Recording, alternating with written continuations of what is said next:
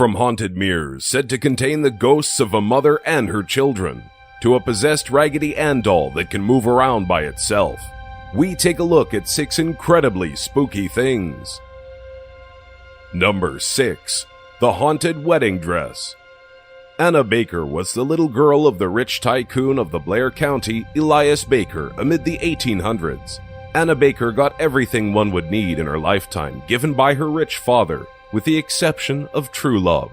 She sadly had fallen in love with a handsome yet low-paid ironworker who was employed under her father.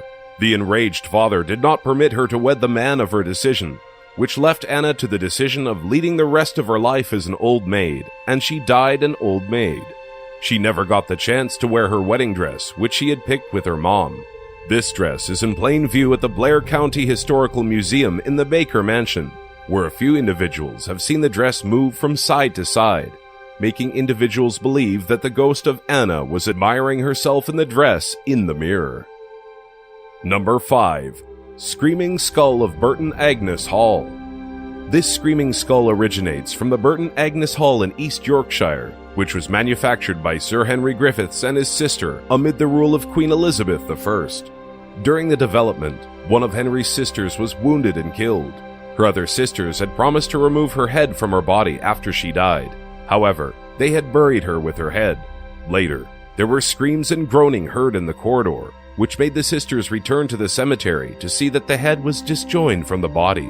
They moved the skull and set it in the hall, which stopped the groaning and screaming. Number 4. The Conjure Chest.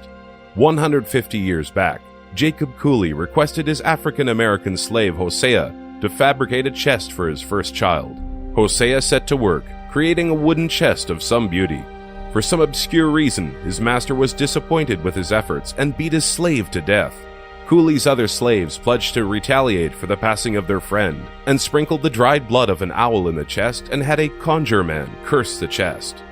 As if by magic, Cooley's first conceived died in infancy, and over the next several years, a sum of 17 deaths were credited to the chest. Number 3. The Cursed Painting. The Crying Boy is a mass-produced print of a Bruno Amadeo painting, which proved popular all through the 1950s and beyond, especially in the British Isles.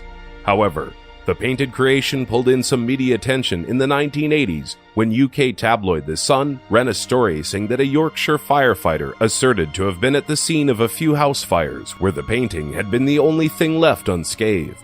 He likewise said that no firefighter would dare to have the artistic creation in their home because of the paranoid fear of starting a house fire.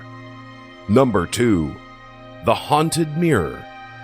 Maybe the most haunted thing at Myrtle's plantation is a mirror that was added to the home in 1980. Visitors of the manor have reported seeing figures hiding in the mirror and child-sized handprints on the glass. Legend asserts that the mirror contains the spirit of Sarah Woodruff and her kids. The Woodruffs were poisoned to death, and though custom dictates that mirrors ought to be covered after death to keep spirits from getting trapped, this mirror was not covered, so the belief is that the Woodruff souls are present and active inside of the mirror. Number 1. Annabelle, the Possessed Doll. In 1970, a lady shopping in a thrift store locally acquired a Raggedy-Ann style doll for her daughter, who was in college. Her daughter enjoyed it and placed it in her apartment. However, soon she and her flatmate both saw odd things happening involving the doll. It would move by itself, regularly being found in another room despite the fact that nobody had touched it. They discovered little scraps of parchment paper, which they didn't even own, with childish handwriting scribbled on them.